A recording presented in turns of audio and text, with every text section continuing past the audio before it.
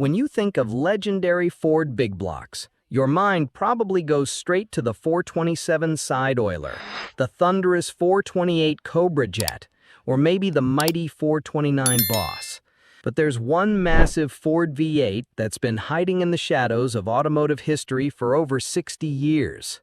Meet the Lincoln 430 MEL, a colossal luxury big block that was bigger, badder, and thirstier than almost anything else on the road in 1958. Today, we're diving deep into Ford's forgotten giant and discovering why this engine deserves way more respect than it gets. It's 1957, and Ford Motor Company has a problem. Lincoln is getting absolutely destroyed in the luxury car market by Cadillac's mammoth 365 cubic inch V8, and something had to be done. Ford's response wasn't subtle. They created the MEL engine family, standing for Mercury, Edsel, and Lincoln, and the crown jewel was the absolutely massive 430 cubic inch version destined for Lincoln. Now, to put this in perspective, the new 430-inch MEL engine for 1958 was also the biggest by far in its time. We're talking about an engine that displaced 7 liters when most competitors were still running around 6.0 to 6.4 liters. This wasn't just big, this was enormous. The 430 MEL made its debut in 1958, and right from the start, it was clear this engine meant business. With 375 HP and a big 4-barrel carb, it could push the 1958 lead sled to 60 in some 8.7 seconds. In an era when most luxury cars took well over 10 seconds to reach 60 miles per hour, that was genuinely impressive performance. But here's where things get interesting. The Ford MEL is a big block 90-degree V8 engine family produced in various configurations by the Ford Motor Company between 1958 and 1967 in displacements from 383 to 462 cubic inches. The 430 was just one member of this family, but it was the sweet spot between the smaller Mercury 383 and the absolute monster 462 that would come later. Now, here's where the 430 MEL gets really fascinating from an engineering standpoint. There were no combustion chambers in the cylinder head. Wait, what? That's right. It is a plank head engine, meaning that the head is totally flat and the combustion chamber is actually created by the angle of the block deck and the top of the piston. This was wildly different from pretty much every other V8 being built at the time. Most engines had their combustion chambers machined into the cylinder heads, but Ford's engineers went a completely different route with the MEL. The combustion chamber was formed by the deck angle of the block and the shape of the piston crown. This design had some serious advantages. It allowed for much better flame travel and more efficient combustion, especially important in an engine this large. The bore and stroke numbers tell the story of this engine's character. We're looking at a 4.38-inch bore and a 3.70-inch stroke. This gave the engine a relatively over-square design, which was perfect for high RPM breathing and power production. All were built on the same basic architecture, with 4.90-inch bore spacing, which was massive for the time and allowed for huge intake and exhaust ports. Speaking of ports, the intake and exhaust flow capabilities of these engines were genuinely impressive.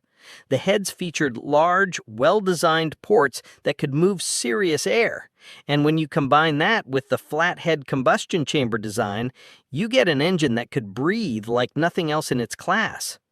The block itself was a work of art. Thick cast-iron construction with deep skirts and a robust main bearing structure.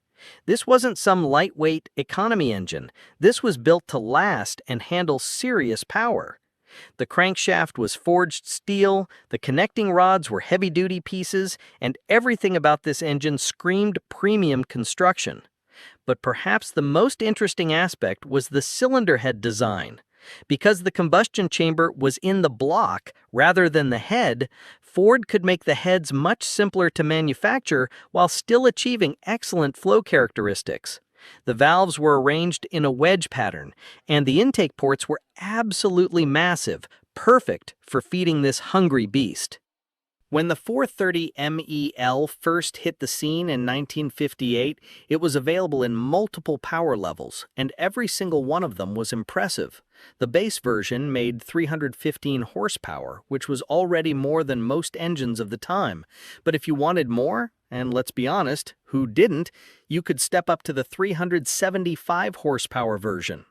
Compression ratios started at 10.5 to 1, but soon began to decline late in 1959 to 10.0 to 1 at 350 horsepower. The higher horsepower versions of the 430 remained within its first year of production, with horsepower of 365, 375, and of course 400. That's right, there was actually a 400 horsepower version of this engine, making it one of the most powerful engines you could buy in 1958. Now, 400 horsepower might not sound like much by today's standards, but in 1958, that was absolutely earth-shattering.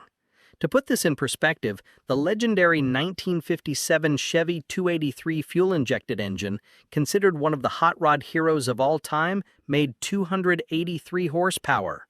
The 430 MEL in top trim was making 40% more power than that. But here's where things get really interesting. This wasn't just about peak horsepower numbers. The 430's long stroke and massive displacement meant it made tremendous torque.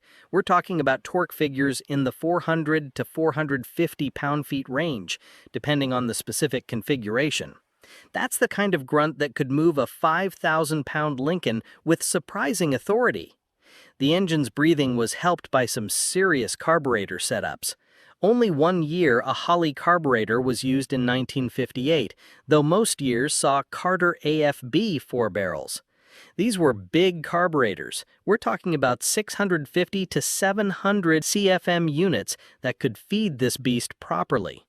Performance in the real world was genuinely impressive for the late 1950s. That 8.7-second 0 to 60 time I mentioned earlier was achieved in a car that weighed over 5,000 pounds. For comparison, a 1958 Corvette with the 283 fuel-injected engine could do it in about 7.5 seconds, but it weighed nearly 2,000 pounds less. The big Lincoln was remarkably quick for its size. Quarter-mile times were equally impressive. A well-tuned 430-powered Lincoln could run the quarter in the high 16s to low 17s, which was genuinely fast for a luxury car of that era. The engine had plenty of top-end power too, with many examples capable of cruising comfortably at 90-100 miles per hour all day long. Now, let's talk about the elephant in the room: fuel consumption. Its thirst was single-digitly prodigious, to say the least. We're talking about an engine that considered 8 miles per gallon to be good fuel economy. In city driving, owners were lucky to see 6 mpg, and highway driving might bump that up to a whopping 10 mpg on a good day. This fuel consumption wasn't just bad by today's standards. It was pretty terrible even by 1958 standards. But here's the thing. People buying a Lincoln in 1958 with a 430 MEL weren't too concerned about fuel economy. Gas was cheap, these were luxury cars for wealthy buyers, and the performance and prestige were worth the extra cost at the pump. The fuel consumption was a direct result of the engine's design priorities. This was an engine built for power and smoothness, not efficiency. The large displacement, high compression ratios, and massive carburetor all contributed to its thirst. The engine also ran pretty rich from the factory. Ford prioritized smooth operation and reliability over fuel economy. Interestingly, the fuel consumption actually got worse as the years went on. In 1959, the horsepower slowly began to reduce, but the fuel consumption didn't improve proportionally. This was partly due to increasingly strict emissions controls and partly due to the fact that Ford was still learning how to tune these massive engines properly. The reality was that if you owned a 430 MEL Lincoln, you needed to budget for fuel costs. A typical owner might spend $50 to $60 per month on gas in 1958 dollars. That's equivalent to about $500 to $600 per month today. It was expensive, but for the people buying these cars, it was just part of the ownership experience. So, how did the 430 MEL stack up against its competition? In 1958, the main rivals were Cadillac's 365 cubic inch V8 and Chrysler's 392 Hemi. Each had their own strengths and weaknesses, but the Lincoln held its own quite well. Cadillac's 365 made about 310 horsepower in top trim, respectable, but not as much as the Lincoln's 375 or 400 horsepower versions. The Cadillac was smoother and more refined, and definitely more fuel efficient, but it couldn't match the Lincoln's raw power output. Cadillac's reputation for quality was also better established at this point.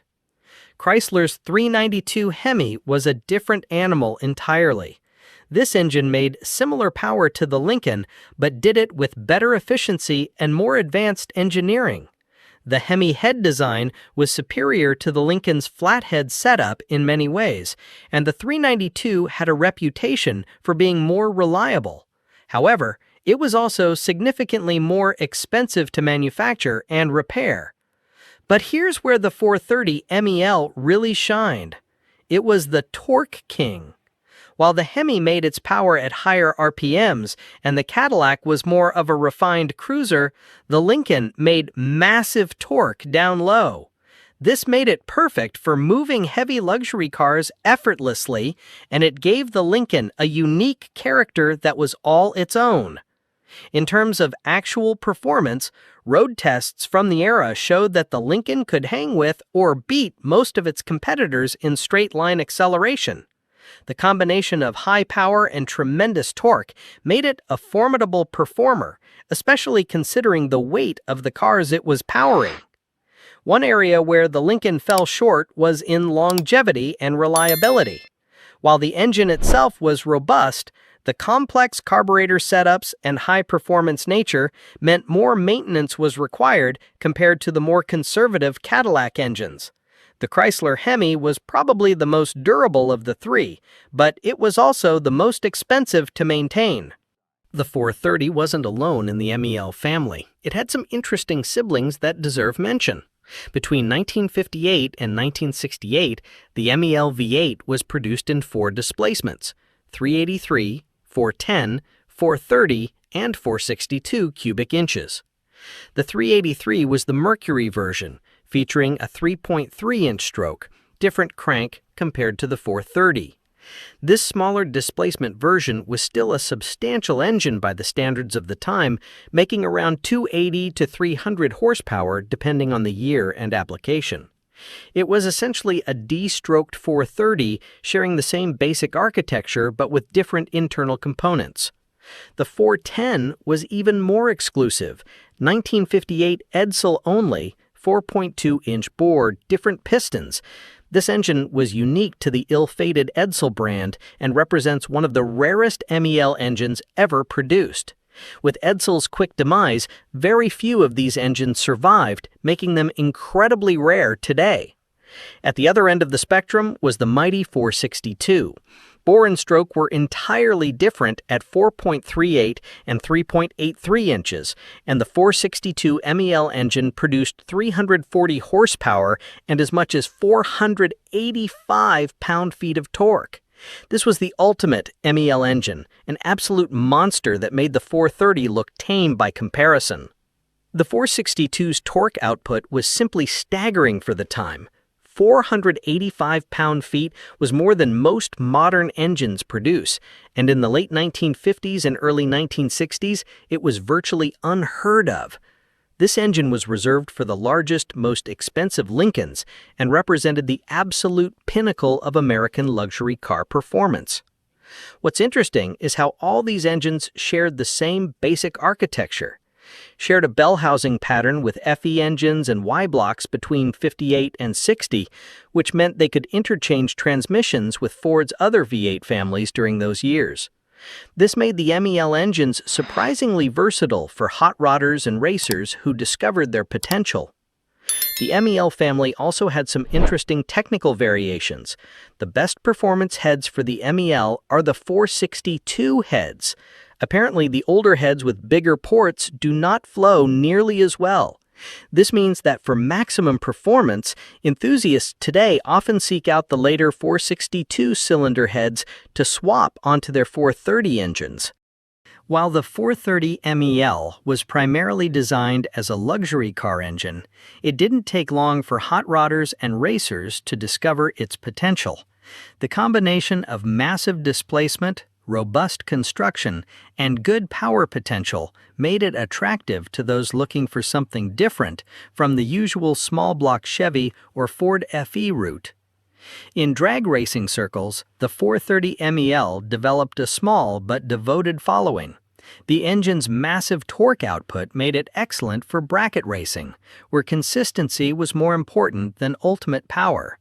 Many racers found they could build a reliable, powerful 430 for less money than a comparable 427 or 428, especially in the early days when these engines were more common in salvage yards. The flathead combustion chamber design actually had some advantages for racing applications. It allowed for better flame travel and more consistent combustion, which translated to more predictable power delivery. This was especially valuable in drag racing, where consistent performance was crucial. Hot rodders appreciated the 430's massive torque output for street applications. In a heavy street rod or muscle car, the 430's low-end grunt made for excellent drivability. The engine didn't need to be revved high to make power. It made its best torque right where you needed it for street driving. One of the challenges for hot rodders was the relative scarcity of performance parts. Unlike the popular Ford FE or Chevy big block engines, the MEL family never developed a huge aftermarket following. This meant that building a high-performance 430 required more creativity and custom work than other engines of the era. However, those who persevered found that the 430 could be built into a serious performer. With the right heads, cam, and carburetor setup, a 430 MEL could easily make 500-plus horsepower, impressive even by today's standards. The robust block construction meant it could handle significant power increases without major internal modifications. The engine's large bore spacing also made it attractive for extreme builds. Those massive bores could accommodate enormous valves, and the strong block could handle significant overboring for even more displacement. Some builders created 450-plus cubic inch versions that made tremendous power. Unfortunately, the 430 MEL's time in the sun was relatively brief. Several factors contributed to its decline and eventual disappearance from the Lincoln lineup. First was the changing automotive landscape of the early 1960s. Fuel economy concerns were beginning to emerge, and the 430's single-digit gas mileage was becoming harder to justify, even in the luxury segment. Insurance companies were also starting to take notice of high-performance engines, and the 430's power output was beginning to attract unwanted attention from that sector. More significantly, Ford was consolidating its engine programs. The MEL family was expensive to produce. It shared no components with Ford's other V8 engines, which meant separate tooling, separate parts inventory, and higher manufacturing costs. From a business standpoint, it made more sense to develop engines that could be used across multiple product lines. In 1959, the horsepower slowly began to reduce, and this trend continued through the early 1960s. The high-performance versions that made 375 and 400 horsepower were discontinued first, followed by progressive detuning of the remaining versions. This reduced the engine's appeal and made it less competitive with other manufacturers' offerings. By 1966, the writing was on the wall. Lincoln switched to Ford's new 460 Big Block, part of the 385 series engine family that would eventually replace both the MEL and FE engines. The 460 offered similar power and torque to the MEL engines, but with better fuel economy and lower manufacturing costs. The final MEL engines were produced in 1968, ending a 10-year run that had started with such promise. The transition to the 460 was relatively smooth for Lincoln customers. The new engine offered similar performance characteristics, but with better efficiency and reliability. What's tragic is how quickly the MEL engines were forgotten. Unlike the Ford FE engines, which remained popular with hot rodders and collectors, or the Chevy big blocks that achieved legendary status, the MEL engines faded into obscurity. Part of this was due to their limited production numbers and applications. They were never used in popular performance cars like Mustangs or Camaros. Today, the 430 MEL occupies a strange position in the collector car world. On one hand, these engines are incredibly rare and represent a fascinating chapter in American automotive history. On the other hand, they're still relatively unknown and underappreciated compared to their more famous contemporaries. For collectors of 1958 to 1960 Lincolns, finding a car with an original 430 MEL is increasingly difficult.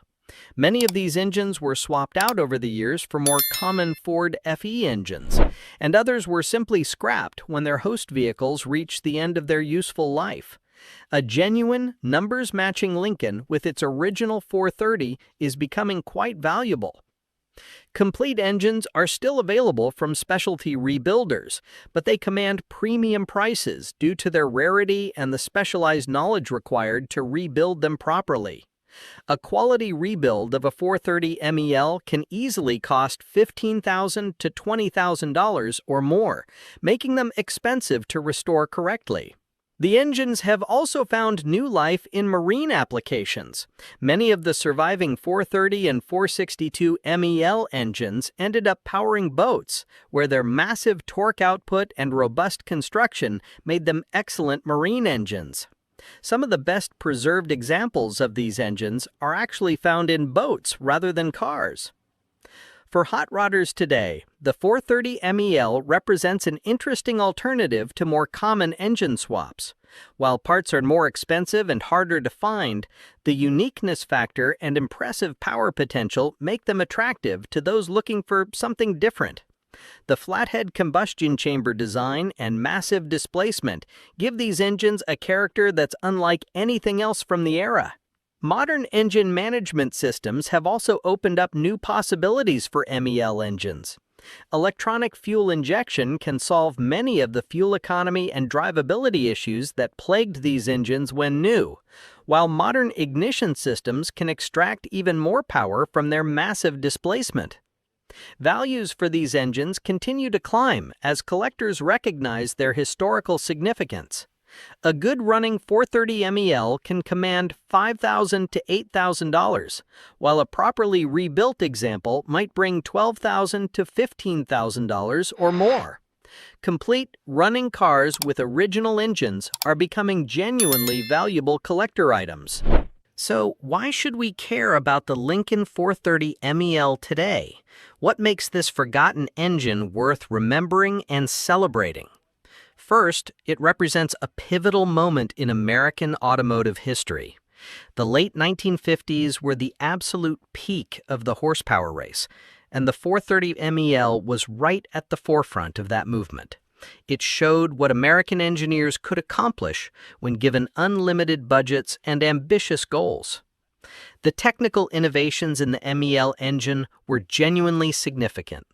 The flathead combustion chamber design was unique and effective, and the overall engineering of these engines was top-notch. They represented some of the best work that Ford's engineers were capable of during this golden age of American automotive engineering. The 430 MEL also represents the last gasp of the bigger is better philosophy that dominated American car design in the 1950s. These engines were built without compromise: maximum power, maximum torque, maximum displacement, with fuel economy and emissions being afterthoughts. It's a philosophy that would soon disappear forever from American automotive design. From a performance standpoint, these engines were genuinely impressive. Even by today's standards, 400 horsepower and 450-plus pound-feet of torque from a naturally aspirated engine is respectable. In 1958, it was absolutely earth-shattering. The 430 MEL could move a 5,000-pound Lincoln faster than most sports cars of the era. The rarity factor also makes these engines special. With limited production numbers and even fewer survivors, owning and experiencing a 430 MEL is a rare privilege. It's a chance to experience American automotive engineering from a time when excess was not only acceptable, but celebrated. Finally, the 430 MEL represents what American luxury cars were all about in their heyday. This wasn't just an engine, it was a statement.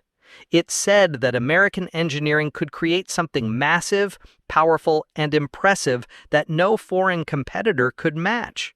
It embodied the confidence and optimism of America in the late 1950s. The Lincoln 430 MEL may be forgotten by most, but it deserves its place in the pantheon of great American V8 engines. This was an engine that pushed boundaries, set new standards for power and performance, and represented the absolute pinnacle of 1950s American automotive excess.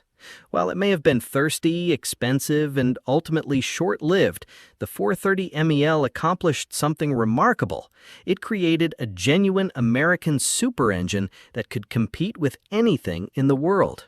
In an era of increasing globalization and efficiency concerns, it's worth remembering a time when American engineers could create something this audacious and impressive.